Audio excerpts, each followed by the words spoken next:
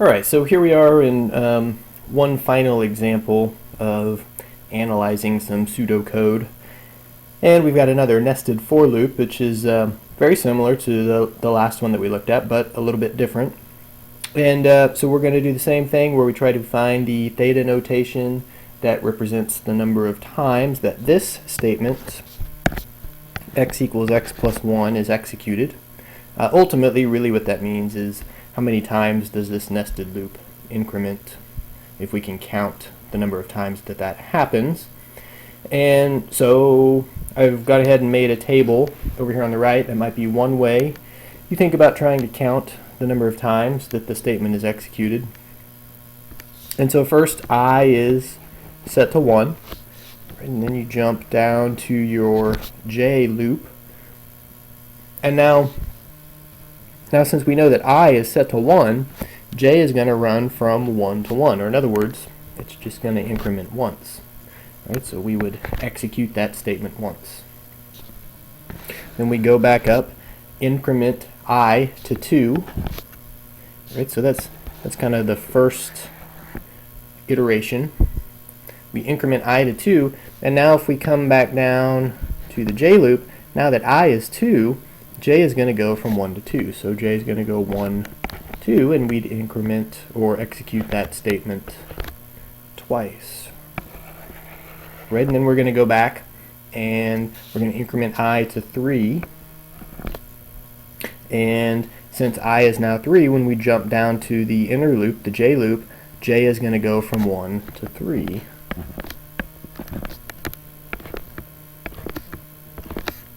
Right, and that would continue to happen as many times as necessary. Continue to happen as many times as necessary, I guess in here as well, until I got to n, because that's where the outer loop here stops. And when I is in, j, we jump down to the j loop, j increments from 1 all the way down to n. So that statement would be executed n times.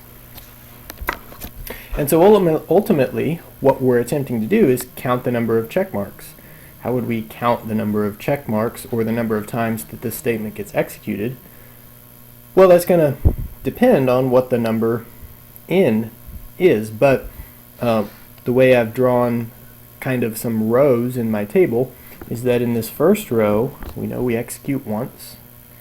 In this second row, where I is 2, we execute twice. In the third row, where I is 3, execute 3 times. In the nth row, where I is n, we execute n times. And so if I wanted to count the number of check marks, I would take 1, add 2, add 3, so on and so forth until I got up to n. So a function that represents the number of times that the statement is executed would be 1 plus 2 all the way down until you got to n. And we saw a nice, neat formula for the sum of the first n positive integers, which looked like that. Okay, so before I talk about the theta notation, let's look at a little bit more mathematical way to do this. If we didn't have a table, what we'd really be looking at is just a nested sum, a double sum. So we'd take the outer sum for I going from 1 to n, matches up with this outer loop, and the inner sum would match up with the inner loop. J goes from 1 to I, and we're just going to put a 1 in there kind of as a counter to count the number of times that we would do the addition, count the number of times that we increment.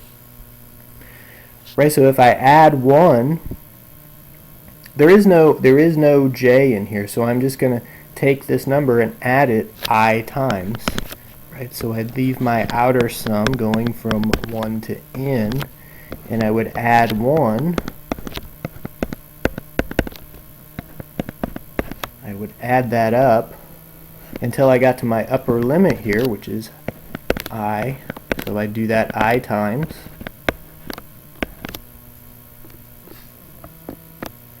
do that I times, and if I add 1 I times, that's just going to give me I.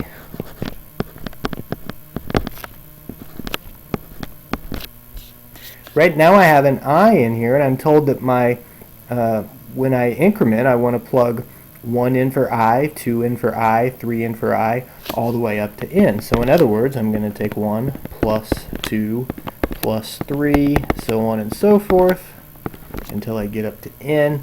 And that's the same thing I got when I made my table, so I can write that nice and neat as n times n plus 1 over 2. Right, so we've got that my function, if I simplify this just a little bit, right, I'm just going to pull this 1/2 out to the front. Right, divide by 2, that's the same as multiplying by 1/2, and I've got n squared plus n. Or in other words, I've got 1/2 n squared plus 1/2 n. And so this is my function that represents the number of times that our statement executes. And this is just a polynomial. It's a second degree polynomial, so we could go through the steps of writing the inequality if we wanted to, but since we've got a second degree polynomial, we know that the function's going to have theta notation n squared. In other words, this function is going to behave similarly to n squared.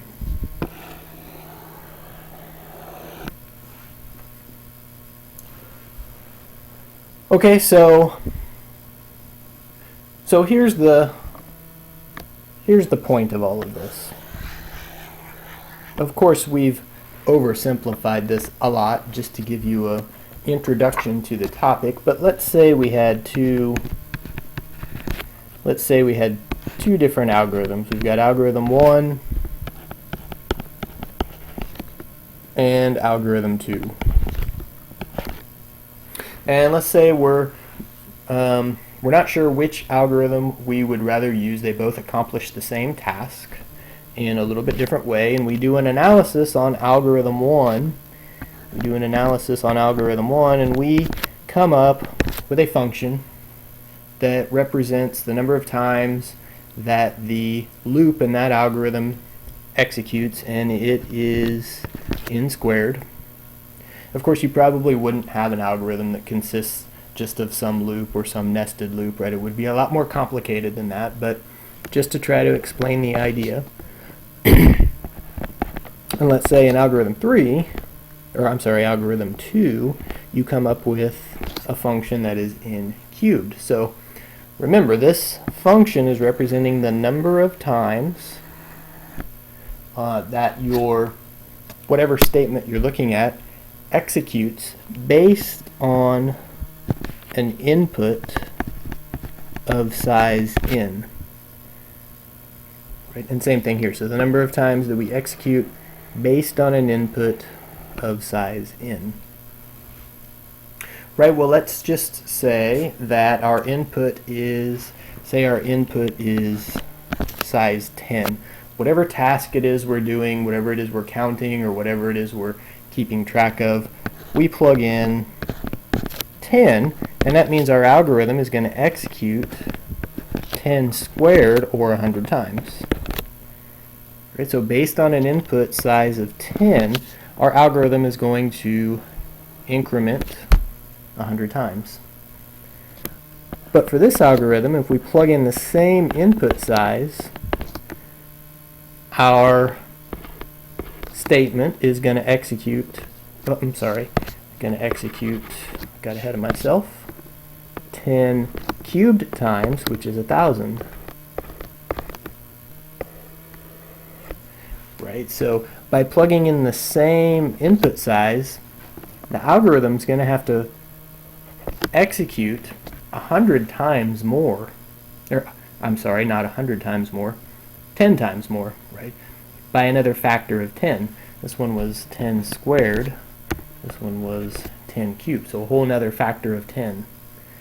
Right, so if we had to choose which algorithm, now these numbers, 100 and 1,000, of course, are not astonishingly big, especially considering how fast computers run these days. But if your input size got significantly large, you can see that you would rather have your algorithm compute faster. Right? I suppose what computer scientists say is that this algorithm will be called more efficient because it completes the same task more quickly. Right? So when you have so again, with an input size of 10, it doesn't really matter, but if you have very, very, very large inputs, which complex algorithms probably do, then you'd rather have the more efficient algorithm. Again, with a lot of computing problems these days, computers are fast enough that it may not matter too much, but there are certainly some tasks where you want to be more efficient. I know that as a mathematician, if I ever write a program, I really don't care how efficient it is, I just care whether or not it works. But I know that computer scientists are always talking about making sure that their algorithms run efficiently, and so what we've done is hopefully just give you a little tiny sliver of an introduction to how the analysis might work in trying to keep your algorithms more efficient. Hopefully that makes some sense.